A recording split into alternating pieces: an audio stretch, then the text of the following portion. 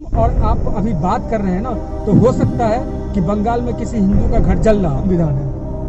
हम तो नहीं मानते इस संविधान को, और जो मौजूदा संविधान है मुझे तो लगता है कि इसको संसद भवन के आगे लोगों को ले जा करके और इसकी प्रतियां जला देनी चाहिए, ऐसे घटिया संविधान की। संविधान में तो लिखा हुआ है ना कि टाइम के अकॉर्डिंग उसमें संशोधन कर सकते हैं। कौन संशोधन करता है? संशोधन किसको दिया गया है जिम्मेदारी संशोधन करने का?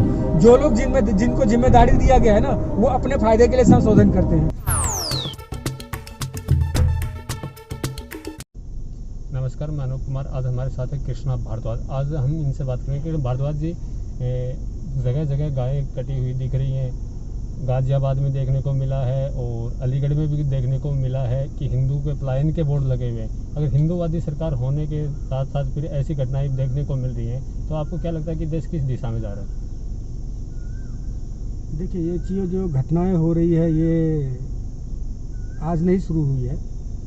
ये बहुत टाइम से चल रहा है। ये सब चीज़ें, घटनाएं, गाय को काटना, हिंदू लड़कियों के साथ लव जिहाद करना, बलात्कार करना, और उसके बाद हिंदू बस्तियों में घुस करके इस तरह का माहौल क्रिएट करना कि लोग पलायन पे मजबूर हो जाएं। आपको याद होगा कि मुजफ्फरनगर में भी ऐसी घटनाएं हुई थी। उस समय सरकार समाजवादी पार्टी की थी। ये जितनी भी राजनीतिक पार्टियां हैं, अपना राजनीति रोटी सेकने के लिए ये कितने भी नीचे हद तक गिर सकती है।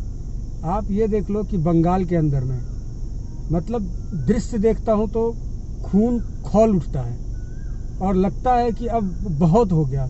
बहुत सरकार के पीछे, प्रशासन के पीछे, सुप्रीम कोर्ट के हुआ, हाई कोर्ट के पीछे बहुत भाग लिए। अब वहीं जैसे शिवाजी, महाराणा प्रताप,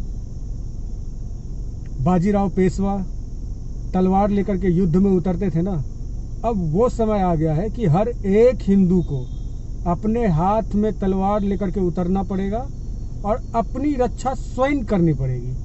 कोई सरकार, कोई किसी के भरोसे नहीं चलना पड़ेगा। क्योंकि देखिए, हम न्यूज़ में देखते हैं, पेपर में देखते हैं, आज ये घटना हुई, कल ये घटना हुई, और न्यूज़, बुरा मत मानिएगा, आप भी न्यूज़ चैनल से हैं, लेकिन आप हर मुद्दे को इसलिए उठाते हैं कि आप अभी थोड़ा सा छोटे स्तर पे चल रहे हैं इसलिए। लेकिन जो बड़े बड़े मीडिया हाउस हैं वो बिके हुए हैं, उनके एजेंडे चलते हैं। आज तक का कुछ और एजेंडा चलता है, एबीपी न्यूज़ का कुछ और एजेंडा चलता है। हर जितना भी मीडिया हाउस में, तो खुलेआम बोल रहा हूँ, सब एजेंडे पे काम करते हैं। क्यों नहीं दिखाते हैं ऐसे घटनाओं को? वो क्यों नहीं दिखाते हैं? बंगाल में इतना बड़ा त्रासदी हुआ, एक मतलब लड़की के साथ 50 लोगों ने बलात्कार किया और उसका हत्या कर दिया गया। किसी राजनीतिक पार्टी का, कोई भी एक राजनीतिक पार्टी का जो व्यक्ति है, उसका जिस तरह से विरोध करना चाहिए, कुछ ने तो बोला ही नहीं। और एक आज जिसको हम मानते हैं कि हिंदू विषय पे चर्चा करते हैं या बात करते हैं, या हिंदूवादी संगठन, अपने आप को हिंदूवादी पार्टी बोलते हैं, उन लोगों ने उनसे जो उम्मीद थी, जो त्रासदी हुई है, इसका जिम्मेदार आप किसको मानते हो? देखिए, सबसे पहला जिम्मेदार तो मैं इसमें जनता को ही मानता हूँ। जनता को बुरी लगे या अच्छी लगे, उससे हमें कोई मतलब नहीं है। जनता को मानता हूँ कि जनता कैसे इस तरह के लोगों को चुनती है और इस तरह के लोगों के पीछे अपना समर्थन देती है, सब कुछ जानते हुए, पहचानते हुए कि जब तक चुनाव है तब तक ये खेल खेला जा रहा है। चुनाव खत्म हो जाएगा, हमारा खेल खत्म हो जाएगा, हमें कोई पूछने के लिए नहीं आएगा। और यहाँ तो बंगाल में तो चुनाव से पहले भी हत्याएं हुई, लूट हुई, बलात्कार हुई, घर जलाए गए, चुनाव के समय भी जलाए गए, और चुनाव के बाद भी। और जब हम और आप अभी बात कर रहे हैं ना, तो हो सकता है कि बंगाल में किसी हिंदू का घर जल रहा हो, किसी महिला के साथ बलात्कार हो रही हो, उठा करके हिंदू लड़कियों को रात भर ले जाते हैं, सुबह को छोड़ देते हैं। कौन बोलने वाला है? कोई नहीं बोलने वाला है। सांप सूंघ गया है। यूपी में भी तो देखने को मिल रही है। बिल्कुल देखने को मिल रही है, बिल्कुल देखने, आपकी सही बात है। यूपी में भी ये देखने, मैं किसी एक पार्टी के समर्थन में नहीं बोलूंगा या व्यक्ति। भाजपा है, भाजपा कहते हैं कि बंगाल में टीएमसी जो है ये सब कांड करवा रही है, जो दंगे है टीएमसी ने स्वयं करवाए हैं। तो जीतने वाली पार्टी कभी चाहेगी कि मेरे राज्य में दंगे हो, मेरी छवि खराब हो? ठीक है, चलो टीएमसी ने स्वयं करवाए, तो टीएमसी ने अगर स्वयं करवाए तो भारतीय जनता पार्टी की सरकार केंद्र में है, पूर्ण बहुमत के साथ है, पूर्ण बहुमत के साथ। ऐसा बहुमत आज तक किसी पार्टी को नहीं मिला होगा जितना पूर्ण बहुमत के साथ बीजेपी आई है। उसका हाथ किसने बांध रखा है बीजेपी का? कार्रवाई क्यों नहीं करते हो? देश का कौन सा ऐसा प्रधानमंत्री हुआ जिसने राष्ट्रपति शासन नहीं लगाया हो? ऐसी स्थिति में आकर के अंधा बहरा कान्हा कोड़ा, मतलब कुछ भी। ये है कि सुप्रीम कोर्ट देख लो, हाई कोर्ट देख लो, ये स्वतः संज्ञान लेने वाले आतंकवादियों के लिए 12 बजे रात में कोर्ट खोलते हैं, 12 बजे रात में ये सुनवाई करते हैं। शर्म नहीं आती इनको? इनको डूब मरना चाहिए जो ये कोर्ट में जज बन करके बैठे हुए हैं, और जो ये अपने आप को हिंदूवादी पार्टी करते हैं उनको तो और ज्यादा डूब मरना चाहिए। किसी उम्मीद के साथ जनता ने वोट दिया था। जैसे हिंदूवादी संगठन है, आरएसएस हो गया, विश्व हिंदू परिषद हो गया, ये चुनावों से पहले कहते थे कि हिंदुत्व की सरकार लाओगे तो गौ हत्या पर पूर्ण प्रतिबंध लगा दिया जाएगा, लेकिन अब कोई भी कुछ बोलने को तैयार नहीं है, जबकि विश्व में गौमांस के निर्यात में भारत नंबर 1 पे आ गया है। सत्ता के लिए इस्तेमाल किया जाता है आम जनता का। बेवकूफ कौन है? आम जनता बेवकूफ है। हम इनको दोष देने से पहले हम उस जनता को दोष देंगे जो इनको चुन के भेजती है। हालांकि लोग हमारे देश में लोग भावनात्मक लोग हैं, धर्म के बारे में सोचते हैं, देश के बारे में सोचते हैं, जुड़ जाते हैं। उम्मीद होती है कि इनको हम वोट देंगे तो ये कुछ तो करेंगे। हालांकि ऐसा नहीं है कि बीजेपी कुछ कर नहीं रही है, कर रही है बीजेपी, लेकिन जिस स्तर पे करना चाहिए था उस स्तर पे नहीं कर रही है। मतलब देखने को मिला बीजेपी करे जहाँ भी चुनाव हारी, जैसे दिल्ली में हारी तो उससे के तुरंत बाद दंगे शुरू हो गए, अब बंगाल में हारी तो तुरंत बाद दंगे शुरू हो गए, हो सकता है कि यूपी में हारे तो फिर दंगे शुरू हो जाए।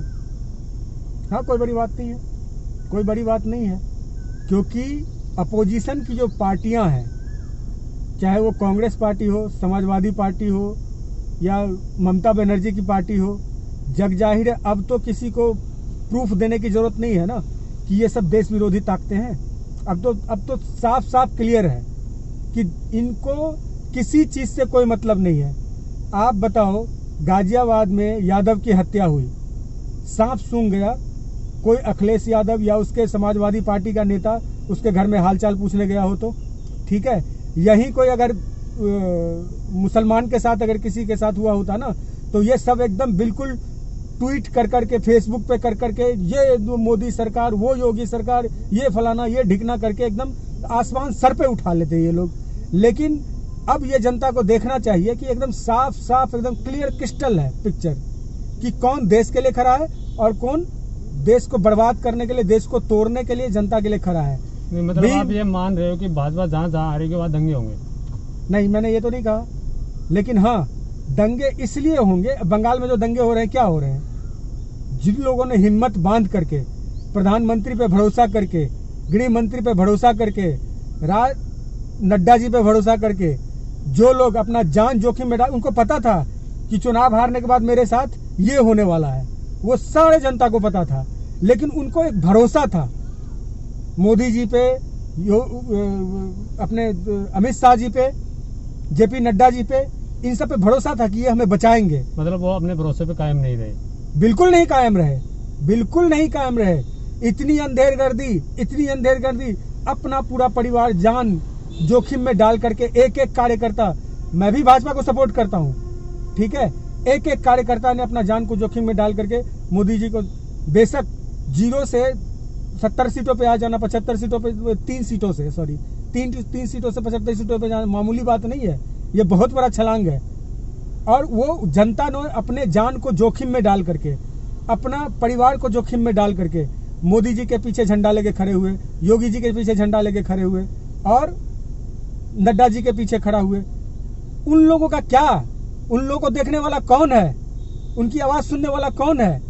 मतलब इस तरीके से हो चुका है कि मैं अभी फिर से दोहरा रहा हूं कि जब हम आप मेरे से आप इंटरव्यू ले रहे हैं, मैं बोल रहा हूं, उस समय भी बंगाल में किसी हिंदू की हत्या हो रही होगी, उस समय भी किसी बहन बेटी की इज्जत लूटी जा रही होगी, लेकिन कोई न्यूज चैनल, कोई राजनीतिक पार्टी, कोई जज, कोई सुप्रीम कोर्ट, कोई सबके मुंह बंद है, टेप चिपके हुए हैं, नहीं, डूब इसी मरना प्रकार चाहिए की इन हाल ही लोगों में को। घटना गाजियाबाद में भी देखने को मिली है कि एक गांव में, पूरे गांव में दहशत का माहौल, हिंदू पलायन के बोर्ड लगे हुए हैं कि घर बिकाऊ है, गाय एक दिन में 20-20 गायें कटी हुई मिल रही है, लेकिन यहाँ भी तो सरकारें कुछ नहीं बोल रही है, बल्कि यहाँ की सरकार तो एक हिंदूवादी सरकार है, राम राज्य की बात करती है। यही तो तकलीफ की बात है, यही तो दुख की बात है। हमने, हमारे संगठन ने दिन रात एक करके, बिना किसी लालच के, सिर्फ इसलिए कि हमारा देश में ये जो अशांति फैला करके रखे हुए हैं, ये सब विदेशी फंडिंग पे पलने वाले लोग, जितने भी सोनिया गांधी, राहुल गांधी, ममता बनर्जी और इस तरह के लोग जो है, देश विरोधी लोग, ताकतें जो है, लोग जो है, वो क्या कर रही है, इस देश को आगे बढ़ना देखना नहीं चाहती है। इनका सारा एजेंडा सिर्फ एक ही बात पे जाकर के अटक के फोकस करता है कि मोदी हटाओ। ये जितना भी टूल किट और प्लानिंग कर रहे हैं ना, ये और किसी चीज से मतलब नहीं है, किसी तरह मोदी को हटा दो, कि बची खुची जो आवाज है ना, बचा खुचा जो हिंदुओं का जो मनोबल है ना, जो भाजपा के कारण मनोबल आया हिंदुओं के अंदर में कि भाई हिंदूवादी सरकार है, ये आएगी तो हमारे लिए कुछ करेगी, वो मनोबल टूट जाए, वो तोड़ना चाहते हैं। स्पष्ट बहुमत में भाजपा केंद्र में भी है, यूपी में भी घटना है, केंद्र में स्पष्ट बहुमत में है। अगर ये देश विरोधी ताकतें ऐसा करती तो इनके खिलाफ कार्रवाई क्यों नहीं हो रही? इसमें कहीं ना कहीं सरकार की तो कमियां है। बिल्कुल कमी है सरकार की, इनको करनी चाहिए कार्रवाई, या फिर इन्हीं के कोई नुमाइंदे। यूपी में नेता होना चाहिए। हमारे माननीय कल्याण सिंह जी थे, ठीक है, केंद्र ने, विपक्षी पार्टियों ने, सब ने जोर लगा दिया, अगले बंदे ने अपना काम कर दिया और बोल दिया मैंने किया, लो मुझे मुख्यमंत्री पद से हटाना, हटा दो। नेता होना चाहिए ऐसा जो ठोक के बोले, ऐसा नहीं कि मुंह से बोलते हैं 56 इंच और 12 इंच का भी सीना नहीं दिखाने की रखते हैं हिम्मत। एक तरफ भाजपा ढिंडोरा पीटती, ढोल बजाती है कि यूपी में योगी के राज में राम राज्य आया है, और दूसरी तरफ आज 2 दिन से खबरें देखने को मिल रही हैं कि योगी जी को सीएम पद से हटाया जा रहा है। ऐसा अगर योगी के राज में राम राज आए तो सीएम पद से क्यों? नहीं, देखिए ऐसा है, अगर योगी जी को हटाने की बात अगर चल रही है, मेरी जानकारी में ऐसा कुछ नहीं है, तो ये तो बहुत ही गलत बात है, क्योंकि योगी जी जिस तरीके से काम कर रहे हैं, शायद ही उत्तर प्रदेश का ऐसा कोई मुख्यमंत्री होगा जो जिसने ऐसा काम किया होगा। देखो, हर कोई अपने आप में 100% परफेक्ट नहीं है, इतना बड़ा प्रदेश है, सबसे ज्यादा जनसंख्या जो है उत्तर प्रदेश की है, और सबसे ज्यादा लोकसभा विधानसभा की सीटें हैं, ज्यादा से ज्यादा क्षेत्रफल है, इसको कंट्रोल करना, और इतने ढंग से, सही तरीके से योगी जी अपने विरोधियों के भी गांव में जा रहे हैं, वहां के प्रधानों से भी पूछ रहे हैं, निचले स्तर के लोगों से पूछ रहे हैं कि बताइए आपको क्या समस्या है, हमारी तरफ से क्या मदद चाहिए। उन्होंने खास करके शासन, प्रशासन और राज्य का संचालन जिस तरह से किया है, देखिए हर कोई हर किसी के लिए अच्छा नहीं हो सकता है, लोग आपके लिए बुरा भी बोलते हैं, आपके लिए अच्छा भी बोलते हैं, लेकिन जिस पार्टी के लिए वो काम कर रहे हैं उसके लिए तो वो अच्छे होंगे ना, लेकिन तो उसके अलावा उसके लिए अगर वो अच्छे हैं तो फिर क्यों हटाए जा रहे हैं?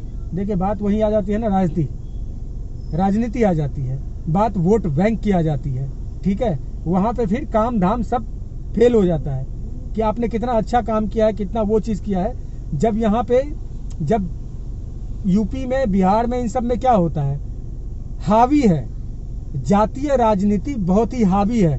अब आपने बंगाल में भी देख लिया होगा, इतना हावी है कि कांग्रेस पार्टी अपने आप को जीरो पे लाने के लिए तैयार है, अपना सब कुछ करने के लिए तैयार है। और मतलब ऐसा होता है ना कि जैसे शादी होता है, किसी के घर लड़का हो गया तो वहां पे छक्कों का काम क्या होता है, जाकर के ताली बजाना, समझ गए, तो वो किसी के घर में भी हो, वो वहां पे जाके ताली बजाएगा।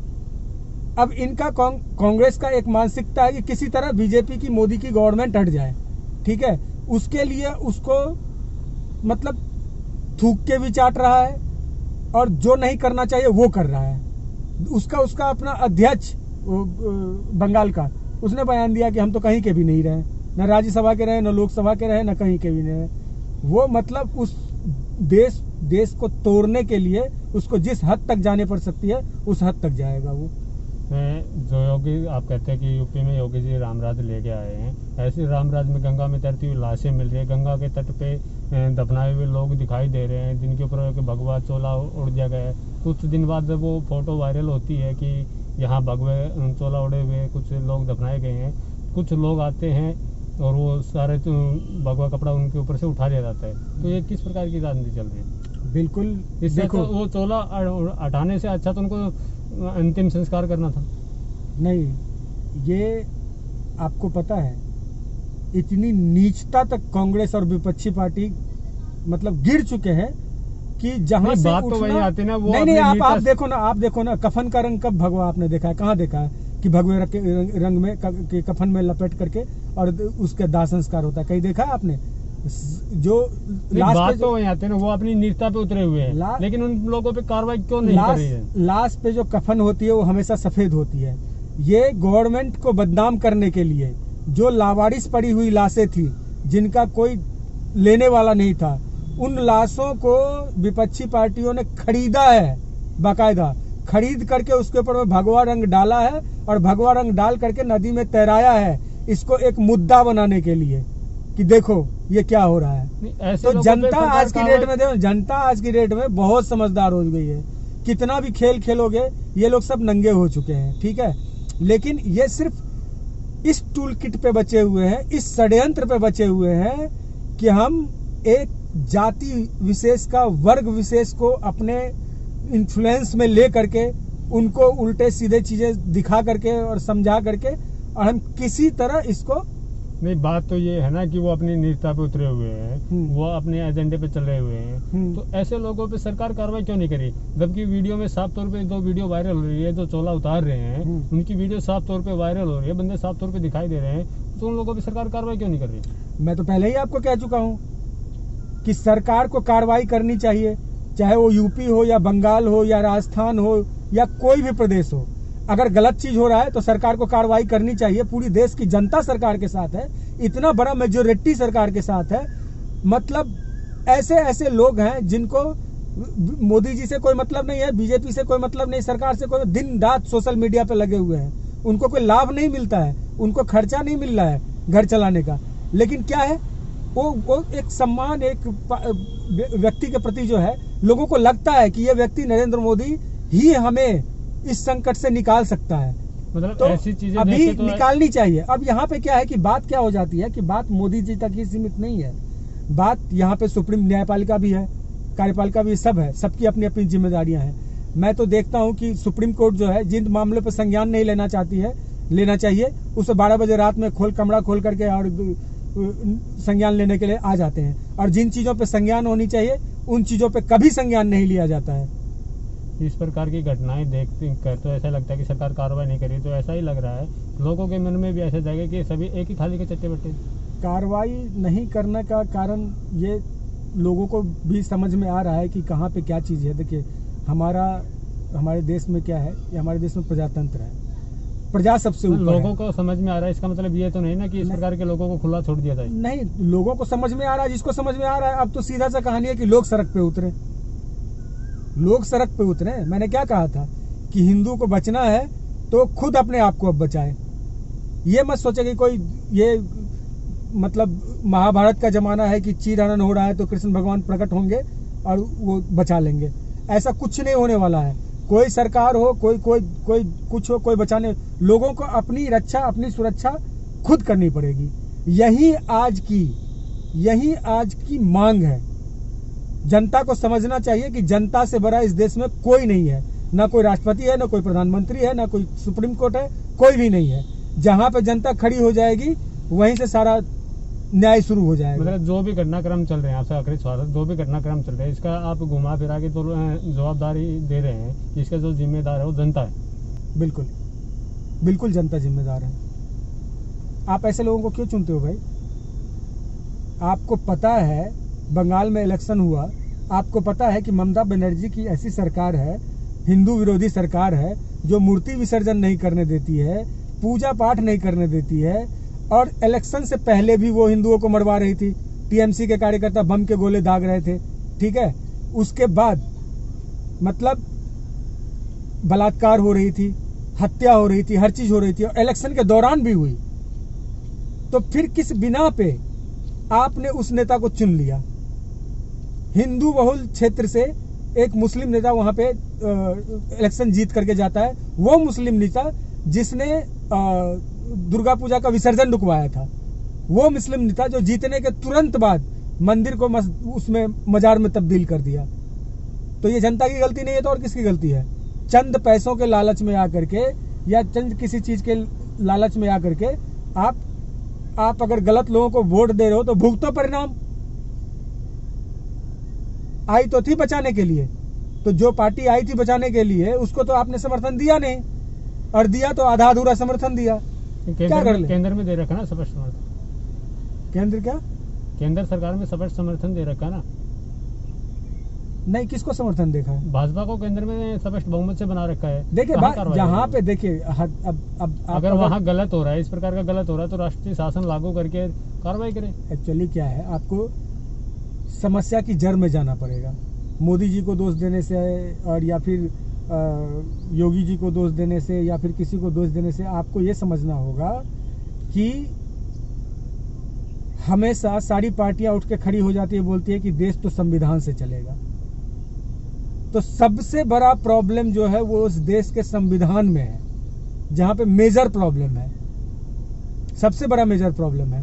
वहां पे एक मामूली अपराध में जेल में बंद व्यक्ति को वोट देने का अधिकार नहीं है, और 100 मर्डर कर करके लाखों लूट और हत्याएं की मुकदमा दर्ज उसी जेल में बंद, वो बंदा चुनाव लड़ने के लिए एलिजिबल है।